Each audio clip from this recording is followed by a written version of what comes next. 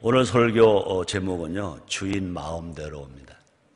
누가 주인이시냐? 하나님이 주인입니다. 엿장사가 엿을 팝니다. 주인이 누가 주인입니까? 엿장사가 주인이에요. 하나님 마음대로, 엿장사 마음대로. 난 천국 가신 신영균 목사님이 생각이 납니다. 순복음교회 오셔서 부흥회 하시면서 그러시더라고요. 엿장사가 엿을 팔러 갔대. 근데 한 봄에 엿을 팔러 가는데 한 동네에서 머리를 아주 깨끗하게 빗고 얼굴도 깨끗하게 하고 그런 여자아이가 사이다병 하나를 들고 엿을 사러 왔대. 엿장사가 보니까 너무 착한 거야. 사실 뭐 한 50년, 40년, 50년 전에는요, 그렇게 깨끗하게 머리 빗고 그런 어린이들이 별로 없습니다. 코가 막 나오고 뭐 이러고 그런 애들이 나오는데, 어른이 나오니까 얼마나 엿장사 마음이 좋은지 그 사이다병 값보다 한 3배 더 많게 엿을 뚝 잘라서 줬대. 그걸 가만히 보고 있던 그 지역에 심술 많은 엄마가, 야, 저 엿장사 좀 머리 돌았나 보다. 저렇게 엿을 많이 잘라주고 장사가 되겠나? 그래가지고 자기 딸에게 똑같이 사이다병을 들려서 보냈대. 근데 그 딸은 세수도 안 하고 머리는 기계총 있고 또 머리 하나 빗지도 않고 깨재재 한 아이가 갔대. 엿장사가 또 엿을 뚝 잘라줬대. 그걸 보니까 앞에 아이를 잘라준 것보다 3분의 1도 안 되거든요. 가서 따졌대요. 이럴 수가 있냐고, 이럴 수가 있냐고. 그러니까 엿장사가 이럴 수가 있다고. 그러고 싸워가지고 이제 파출소를 갔대. 파출소를 가서 여차 저차 한 얘기를 이제 그 심술거리기 엄마가 다 얘기를 한 거예요. 그랬더니 경찰이 그랬더래. 엿을 자르는 것은 엿장사 마음대로예요. 분명히 당신 딸이 가지고 간, 어린이가 가지고 간 사이다병만큼은 엿 값을 그대로 쳐준 거예요. 그건 더 준 거야. 엿장사 마음대로지. 그건 당신 마음대로 아니지 않냐고. 그래요. 하나님이 우리를 구원하신 거 하나님의 은혜예요. 사랑하시는 거 은혜예요. 찾아가지고 하나님 왜 저 사람 더 사랑하고 난 덜 사랑합니까? 그럴 필요가 없어요. 모두가 다 주인 마음대로예요. 아멘입니까? 자, 오늘 설교는요, 마태복음 설교 211번째입니다. 오늘 본문요, 포도원 품꾼의 비유를 예수님이 하신 것입니다. 포도원 품꾼 비유는요, 마태복음에만 기록되어 있어요.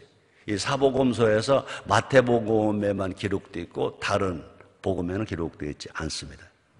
이 비유는요, 베드로의 질문에 대한 예수님의 대답입니다. 볼까요? 마태복음 19장 17절. 이 베드로가 대답하여 가로되 보소서, 우리가 모든 것을 버리고 주를 쫓아 싸우니 그런즉 우리가 무엇을 얻으리까? 라고 질문합니다.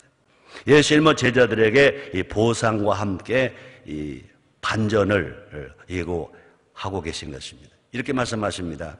그러나 먼저 된 자로서 나중되고 나중된 자로서 먼저 될 자가 많으리라. 순서대로 다 되는 게 아니라는 것입니다. 포도원 품꾼 비유는요, 이 말씀을 부연해서 이어서 설명해 주시는 말씀입니다.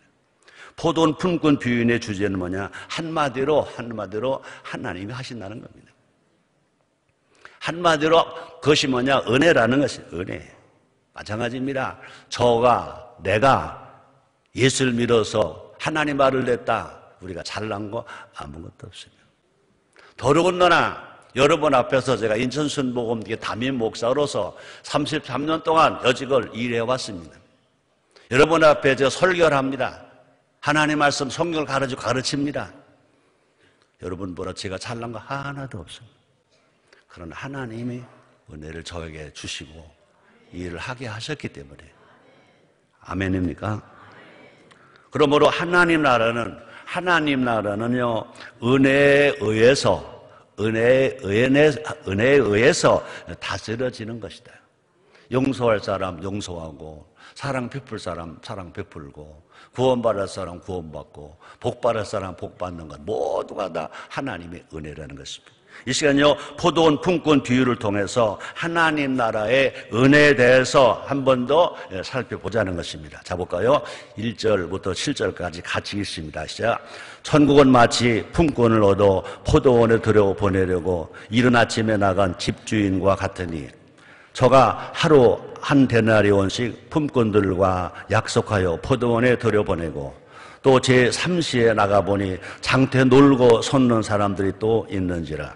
저에게 이르되 너희도 품꾼의 포도원에 들어가라. 내가 너에게 상당하게 주리라 하니, 저희가 가고 제6시와 제9시에 또 나와 그와 같이 하고, 제11시에도 나가보니 섰는 사람이 또 있는지라. 가로되 너희는 어찌하여 종일토록 놀고 여기에 섰느냐? 가로되 우리를 품꾼으로 쓰는 이가 없었음이니이다. 가로되 너희도 포도원에 들어가라 하니라. 이 말씀을 제가 읽을 때마다 저는 얼마나 감사한지 몰라요. 저는 예수를 늦게 믿었어요. 33살에 저는 예수를 믿었어요.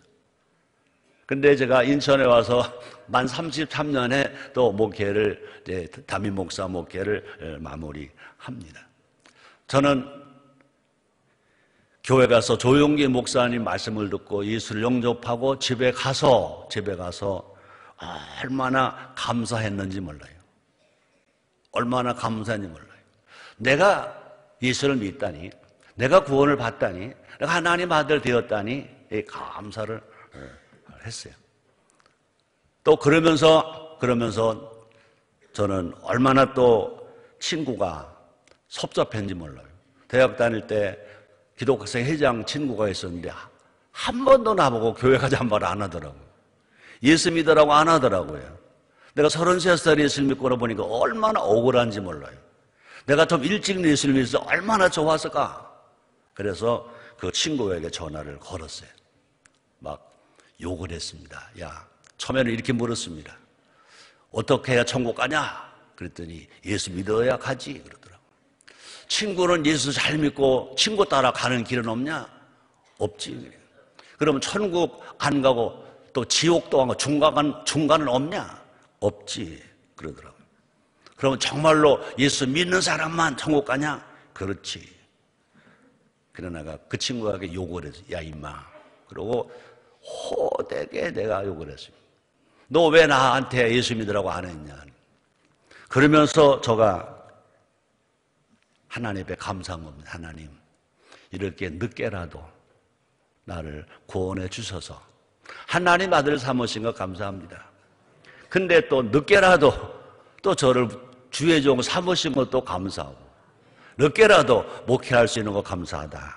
오늘 이 말씀을 읽으면서 이 삼시에 품꾼이 되어서 포도원에 들어간 사람이 있는가 하면 제11시에 불러서 포도원에 들어간 사람이 있다는 것입니다.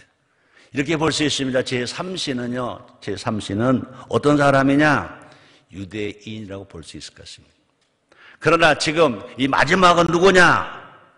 대한민국 사람 같은 사람들, 최성교 같은 사람, 하나님의 은혜가 아니면 예수를 믿었겠냐? 구원을 받았겠냐? 이런 생각할 때 정말로 하나님 앞에 얼마나 감사한지 모름.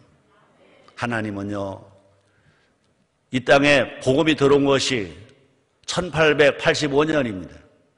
예수님이 부활 성천하시고 대략 1900년이 지나서 이 땅에 복음이 들어왔습니다. 그러므로 대한민국 사람은 잘났던 못났던 모든 목회자, 모든 성도 할 거 없이 모두가 다 무슨 차를 탄 사람이냐? 막차를 탄 사람들입니다. 그런데도 불구하고 교회가 부흥하고 하나님 일을 많이 할 수 있다. 이것이 뭐냐? 하나님의 은혜요, 하나님의 사랑. 이 일을 누가 하시느냐? 주인 대신 하나님이 하시고 계신 줄 믿습니다. 그렇으면 하나님 나라 일꾼으로 불러주는 것이 다 은혜예요. 집주인은 하나님이십니다. 포도원은 천국입니다. 품꾼은 인생을 상징합니다. 품꾼은요, 하루 벌 하루 먹고 사는 노동자들이라고 볼 수 있을 것입니다. 모르는 사람은 품꾼처럼 불안한 인생을 살아갑니다. 먹고 또 사는 평생 먹고 살 걱정에 항상 붙들려 있습니다. 무엇을 먹을까, 무엇을 입을까 염려 근심하면서 살아갑니다. 오늘은 일거리가 있어서 일을 했는데 내일은 또 일거리가 있을지 모른다는 것입니다. 오늘 잘 나갔다가도 또 내일까지 잘 나간다는 보장도 없는 이런 불안한 세상에서 우리가 산다는 것입니다. 그래서 품고는 일이 없으면 굶을 수밖에 없습니다. 써주는 사람이 있어야 먹고 살 수 있다는 것입니다. 자, 써주는 사람이 없으면 하루 종일 빈둥거릴 수밖에 없다는 것입니다. 행복이 뭐냐고 물으신다면 일꾼으로 쓰여지는 것이 행복인 줄 믿습니다. 마태복음 20장 7절 상반절입니다. 가로되 너희는 어찌하여 종일토록 놀고 여기 섰느냐? 그랬더니 뭐라고 말합니까? 가로되 우리를 품꾼으로 쓰는 이가 없음이니이다. 품꾼으로 쓰는 이가 없다는 것입니다. 여기 놀고 서 있다는 말은요, 허비하고 있다 그런 뜻인 것입니다. 인생을 낭비하고 있다는 것입니다. 인생을 허비하고 있다는 것입니다. 그래서 목적도 없습니다. 방향도 없습니다. 그런 인생이라는 것입니다. 그저 먹고 살기 바쁜 인생이라는 것입니다. 품꾼에게 가장 큰 기쁨은 뭐냐? 일꾼으로 선택되는 것입니다. 하나님 우리를 천국 일꾼으로 불러주셨습니다. 볼까요? 마태복음 20장 3절 4절 같이 읽겠습니다. 또 제3시에 나가보니 장때 놀고 섰는 사람들이 또 있는지라. 저에게 이르되 너희도 포도원에 들어가라. 내가 너에게 상당하게 주리라 하니 저희가 가고 그랬습니다. 또 포도원에 들어가 일하라는 말씀은 또 뭡니까? 오늘 이 시대로 말하면요, 교회에 들어가라. 자, 볼까요? 리처드 스턴슨이 쓴 끝까지 안전 복음 중에서 이런 말을 했습니다. 하나님은 그분의 이야기에서 매우 특별한 역할을 맡기시려는 의도로 당신을 창조하셨다 그랬습니다. 우리 하나님은요, 우리를 왜 창조하셨느냐? 하나님이 일하라고. 왜 여자를 지으셨느냐? 아는 사람. 애기 낳으라고. 아멘입니까? 하나님 일꾼으로 평범한 삶이란 없다는 것입니다. 우리는요, 교회 조직 중에 제일 작은 조직이 구역이잖아요. 구역 사역보다 더 위대한 일은 없기 때문에 우리를 천국 일꾼으로 불러주신 것은 은혜 중에 은혜다. 여러분, 부역장 된 거 은혜 중에 은혜예요. 제가 목사 된 건 더 마찬가지, 은혜 중에 은혜예요. 장로 된 것도 은혜 중에 은혜예요. 찬양대원 된 거 은혜 중에 은혜예요. 찬양대 됐으니까 매 주마다 가운 입고 부르잖아요. 얼마나 감사해요. 목사보다 더 높은 데 있잖아요, 지금. 얼마나 감사해요. 그리고 아름다운 가운을 입고 그저 아름다운 찬양을 하잖아요. 얼마나 감사한지 몰라요. 하나님의 일에는 끝이 없다는 거예요. 하나님의 일에는 정년이 없다. 직분에는 정년이 있을지 몰라도 하나님의 일에는 정년이 없다. 담임 목사는 정년이 있어도 하나님의 일은 정년이 없다. 아멘입니까? 유대인의 하루는 오전 6시에 시작해서 오후 6시에 마칩니다. 12시간. 포도원 주인은요, 이른 아침 오전 6시부터 일꾼을 뽑았습니다. 그래서 9시, 정오 3시에도 일꾼을 뽑았습니다. 하루 일과를 1시간 남겨둔 오후 5시에도 일꾼을 뽑았다고 그랬습니다. 자, 마태복음 10장 6절입니다. 제11시, 그러니까 오후 5시에도 나가보니 섰는 사람이 또 있는지라. 6시가 되면 모든 일이 마감되는데 5시에 만난 사람도 너도 들어가. 제5시에 부름받은 사람이라고 실망할 필요는 없다는 것입니다. 그죠? 저도 33살에 예수를 믿었어요. 저도 39살에 예수를 모험계 수련전도사가 되었어요. 저는요, 정말 목회자로서의 꿈, 처음에 제가 신학을 졸업하면서 저는 그랬습니다. 야, 정말 내가 목회할 수 있을까? 이렇게 늦둥이가 내가 목회해서 교회 300명 목회할 수 있을까? 그랬어요. 300명. 그리고 여르순복음교 수련전사가 되었어요. 조 목사는 사랑을 많이 받았어요. 그리고 교목장을 하다가 인천에 올 때 그때 최고로 꿈이 커져서 10배 꿈이 커졌습니다. 아, 내가 3,000명 목회할 수 있을까? 인천에 올 때 3,000명 목회할 수 있을까? 하고 인천에 왔습니다. 하나님의 은혜입니다. 여러분 동역을 해주셨습니다. 저 자신도 그저 끊임없이 성령님 모시고 죽어라고 목회했습니다. 그 3,000명의 10배, 3,000명의 20배 이상 하나님이 더 많은 영혼을 맡겨 주신 줄 믿습니다. 모두 하나님 은혜입니다. 그럼 우리는요, 하나님이 부르시는 그날까지, 하나님이 부르시는 그날까지, 생명 다하는 그날까지, 며칠 전에 최저실 목사님 탄생 100주년 기념 이 컨퍼런스를 했어요. 계속 그때도 그런 말들 많이들 하더라고요. 있으면 먹고 없으면 금식, 살면 전도, 죽으면 천국. 그 다음에 또 하나 있습니다. 또 이겼습니다. 최자실 목사님이 많이 한 말 중에 또 이겼습니다. 그동안 넘어지고 쓰러졌었잖아요. 근데 또 이겼습니다. 별로 감동들을 못 받네요. 한번 따라해보세요. 또 이겼습니다. 또 이겼습니다. 또 이겼습니다. 여러분 날마다 또 이기시기를 주의 이름으로 축복합니다. 또 이겼다는 거예요. 하나님께서 우리 모두에게 놀라운 상을 예배해 주셨다는 것입니다. 자, 그 다음에 8절부터 12절까지 같이 또 읽어봅니다. 시작. 저물매 포도원 주인이 청지기에게 이르되 품꾼들을 불러 나중 온 자로부터 시작하여 먼저 온 자까지 삭슬 주라 하니 제 11시에 온 자들이 와서 한 데나리온씩을 받거늘 먼저 온 자들이 와서 더 받을 줄 알았더니 저희도 한 데나리온씩 받은지라. 받은 후 집주인을 원망하여 가로되 나중 온 이 사람들은 1시간만 일하였거늘 저희를 종일 수고와 더위를 견딘 우리와 같게 하였나이다. 은혜는 평등한 겁니다. 아멘입니까? 우리는요, 은혜는 절대로 불평할 수 없습니다.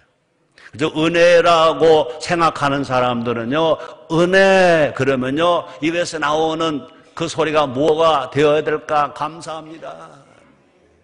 은혜 감사합니다. 은혜 감사합니다. 자, 근데 먼저 온 일꾼들은요, 주의를 원망합니다. 자기들은 12시간 일했는데 왜 똑같이 한 달란트입니까? 1데나리온입니까? 왜 다른 사람은 1시간밖에 안 하는데 왜 똑같이 12시간 한 사람과 똑같이 1데나리온입니까? 앞에서 말했죠. 누구 마음대로라고요? 엿장사 마음대로. 누구 마음대로라고요? 하나님 마음대로. 하나님 마음대로. 주인은 절대 계약하지 않았어요. 분명히 12시간 일한 사람들 12시간 일하라. 1데나리온 주겠다. 그 약속하고 들어갔습니다. 그건 주인은 절대 거짓말하지 않았습니다. 약속 어기지 않았습니다. 12시간 일해 1데나리온 줄게. 근데 나중에 온 사람은 1데나리온 뺏기게 똑같이 받았는데 1시간밖에 안 했어. 그건 누구 마음대로입니까? 주인 마음대로입니다. 지금 이 사회가 너무 따집니다. 너무 따집니다. 지 할 일만 하면 됐지 너무 따집니다. 지 할 일 못하면 하나님이 심판하실 것입니다. 너무 따진다고. 저는 일 안 하면서 대한민국은 어제도 내가 어디서 좀 이렇게 좀 사람들을 만났습니다. 그분이 그러더라고요. 우리가 광고한 것 중에 정말 은혜되는 광고 기억한다 그러면서 대한민국 헌법 제1조 대한민국 민주공화국이다. 그런 광고를 냈습니다. 대한민국은 민주공화국. 그리고 그 다음에 뭐라고 말했습니까? 대한민국은 민주는 있는데 공화가 없다. 모두가 다 민주, 자유 그럽니다. 그러나 분명히 대한민국은 민주국가만이 아닙니다. 민주공화국입니다. 우리나라 개국 정신이 뭡니까? 경천외인의 홍익인간인 것입니다. 모두가 더불어 살아가는 겁니다. 모두 같이 살아가는 겁니다. 그게 뭐 하는 거냐? 하모, 우리도 마찬가지입니다. 우리가 효한다, 하모니한다, 그것만 달달 외울까? 왜 하모니합니까? 더불어 살려고. 같이 살려고. 우리는 절대로 따지지 말자. 따지는 누가 따지시느냐? 하나님이 따지시는. 하나님 주시는 데면 지가 뭘 따져요. 주인이 계약을 어겼기 때문에 화가 나는 것이 아니라는 것입니다. 문제는 뭐냐? 하나님은요, 동등하게 보시는. 효는 뭐냐? 평등입니다. 동등한 보상이 그들에게 문제였다는 거예요. 볼까요? 마태복음 10장 20장 10절 상반절을 보니까 먼저 온 자들이 뭐라고 말합니까? 먼저 온 자들이 와서 더 받을 줄 알았더니, 그죠? 자신들은 더 받을 자격이 있다는 것입니다. 그러나 분꾼들에게는요, 포도원에 가서 일하는 것 자체가 은혜죠. 12시간 일하는 사람이나 한 사람 일하는 사람, 원래는요, 주인이 안 써줬으면 일 안 하는 거, 일 못 하는 거예요. 일 써주니까 우리 언어로 말하면 아멘 하고 좋아요, 감사해요 가서 일했잖아요. 그럼 자기가 만족해야 되는 거죠. 먼저 부름받은 것도 은혜예요. 나중에 부름받은 것도 은혜예요. 유대인도 은혜예요. 또 구라파 교회도 은혜예요. 미국 교회도 은혜예요. 한국 교회도 은혜예요. 그러므로 은혜는요, 앞에서 말한 것처럼 자랑할 수 없는 거예요. 자, 그런데 먼저 온 일꾼들의 잘못은 무엇입니까? 이 제임스 보이스의 강의 설교에 이런 말이 있더라고요. 포도원에 먼저 온 사람의 결정적인 잘못은 자기가 하나님에게서 마땅히 무엇을 받을 자격이 있다고 생각하는 채권자 의식에 있다. 그런 말이었습니다. 하나님은 우리에게 빚지신 거 하나 없습니다. 오히려 우리가 하나님에게 다 빚진 자예요. 그렇습니다. 신앙생활은 뭐냐? 신앙생활을 어떤 마음으로 가져느냐? 빚진 자의 마음으로 신앙생활을 하는 겁니다. 구원은 각자 개인에게 주신 은혜입니다. 선물입니다. 그러므로 우리가 신앙생활할 때는요, 항상 내가 행한 것 죄밖에 없는데 하나님의 사랑과 예수님의 은혜와 성령의 도우심으로 구원을 받았다, 하나님 은혜를 받았다. 우리는 모두가 다 빚진 자입니다. 우리가 지은 죄가 붉고 검고 말할 수가 없습니다. 그런데 하나님이 우리를 사랑하셔서 용서하시고 우리를 구원해 주셨습니다. 그래서 로마서 1장 14절에 보면 사도 바울은 뭐라고 말합니까? 헬라인이나 야만이나 지혜 있는 자나 어리석은 자에게 다 내가 빚진 자라. 빚진 자. 따라합시다. 나도 빚진 자다. 아멘입니까? 그럼 우리는 이제 공로의식을 가지고 신앙생활을 하면 안 된다는 거죠. 내가 전도를 많이 했다. 내가 헌금을 많이 했다. 내가 봉사를 많이 했다. 이런 생각을 하고 신앙생활하면요, 뭐가 많다? 불평이 많다. 내가 헌금을 많이 할 수 있는 것도 하나님 나에게 많은 걸 주셔서 그렇다. 내가 봉사를 많이 할 수 있는 나에게 건강을 주셔서 그렇다. 은혜를 주셔서 그렇다. 그러므로 모두가 내가 빚진 자다. 그러므로 내가 할 일은 뭐냐? 오직 감사다. 내가 감사. 그래서 이 공로주의자가 되면 안 되는 거예요. 공로주의의 특징은 뭐냐? 비교의식이라는 거예요. 앞에도 비교했잖아요. 나는 12시간 일했는데 1데나리온이고 저들 1시간 일했는데 1데나리온. 시간이 없습니다만은 제가 고등학교 3학년 때 공부를 하고 이제 일을 하고 이제 야간 학교니까 가려고 막 달려갔어요. 그때는 건널목이 없을 때예요. 그때 한양 공고 앞에 제가 막 청바지 입고 가방 들고 막 가는데 경찰이 호라를 훅 부르더라고요. 학생 오라는 거예요. 왜 이리 건너왔냐는 거예요. 그때는 건널목도 없을 때입니다. 그러고 이러고 있는데 다른 아저씨가 건너가는 안 잡더라고요. 내가 그랬어요. 아저씨, 왜 저 사람 안 잡아요? 그랬대요. 그랬더니 그 사람 잡고 안 잡으면 내 마음이야, 이 사람아. 아이고, 거기서도 내가 한 방 먹은 거예요. 그죠? 그 사람을 잡고 안 잡으면 나를 잡아서, 그죠? 처리를 해야지 자기가 두 사람 못 잡잖아요. 그러니까 못 잡는 거예요. 우리는 절대로 웃지만 절대로 비교하지 말자. 나와 하나님의 관계만 바로 서면 주님 말씀하신 것입니다. 사랑하는 자여, 내 영혼이 잘된 것처럼 내가 범사가 잘되고 강가를 간구하노라. 우리에게 복을 더하여 주실 줄 믿습니다.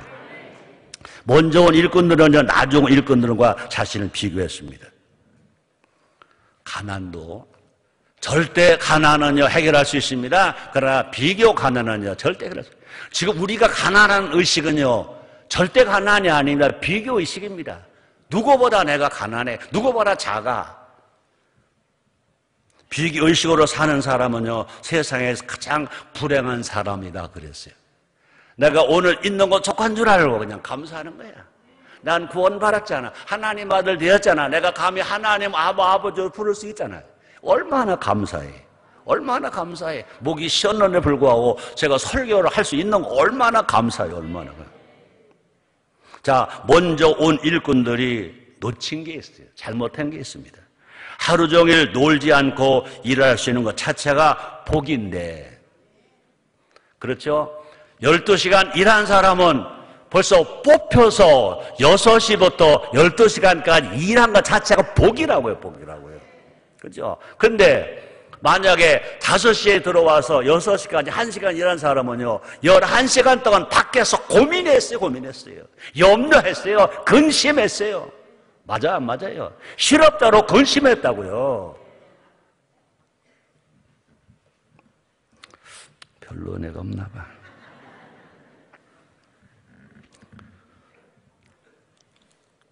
그렇습니다. 구원이 뭐냐? 새 생명을 얻고 새 생활을 누리는 게 구원입니다. 먼저 부름받은 일꾼들은 그 은혜를 일찍부터 누리는 거예요. 그럼 뭐 일찍 구원받은 가정은요 감사해야 돼요. 감사해야 돼요. 우리는요 제약된 자리에서 복된 자리로 벌써 옮겨졌잖아요. 그렇죠? 직업이 없는 자리에서 직업 있는 자로 옮겨졌잖아요. 감사해야죠. 신앙생활을 이렇게 섬겼으니 보상의 주소가 아니라는 것입니다. 이 땅에서 성도로 산 것이 가장 큰 보상이다. 세상 사람들은 아버지 없게 살았는데, 예수님을 모르고 살았는데, 우리는 예수를 믿었다. 뭐 구원받은 얘기는 안 하더라도 하나님 아버지로 부르고 살았다. 하나님을 찬양했다. 예수를 믿었다. 예수님의 신랑이라고, 난 예수님의 신부라고 살았다. 그럼 우리는요 절대로 허상으로 살지 않고 실상으로 살았다. 걱정하지 않았다. 근심하지 않았다. 이것이 하나님의 은혜 중에 은혜인 줄 믿습니다. 교회에서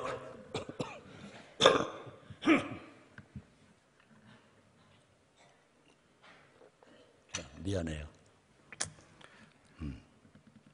교회에서 하나님의 자녀로 또 교회 직분자로 쓰임 받은 것 이 자체가 가장 큰 행복입니다. 그렇죠? 교회 오면 목사님, 전도사님, 장로님, 안수집사님, 권사님, 서리집사님, 구역장님, 교사님, 찬양대원님, 지휘자님, 반주자님, 다 거기에 님자가 붙잖아요. 스님 붙을 때는 대개들 마음을 좀 그러면서 교회에서 님자 붙이는 걸 어떻게 별로 생각 안 하는가 봐. 아니잖아요. 맞아요, 안 맞아요? 아멘. 자, 다시 한번 봅니다. 13절, 16절 시간이 많이 가네요. 같이 읽어요. 주인이 그 중에 한 사람에게 대답하여 가로되 친구여 내가 네게 잘못한 것이 없노라. 내가 너와 한 대련의 오래 약속을 하지 아니하느냐. 네 것이나 가지고 가라. 나중은 이 사람에게 너와 같이 주는 것이 뭐라고요? 내 뜻이니라. 내 것을 가지고 내 뜻을 할 것이 아니냐? 내가 선함으로 내가 악하게 보느냐? 이와 같이 나중된 자로서 먼저 되고 먼저 된 자로서 나중되리라. 하나님이 주인이 되게 화가 나니까 이 말을 하신 거예요. 되게 화가 나시니까 이 말을 하신 거예요. 우리는요, 심각하게 들어야 돼요. 미안해요. 목사라고, 그죠? 전도사라고, 장로라고, 권사라고, 신앙생활 30년 했다고, 40년 했다고, 그거 자랑하지 말자. 나중된 자가 먼저 되고, 거기까지만 하면 희망인데, 먼저 된 자가 나중된 자도 있다는 거죠.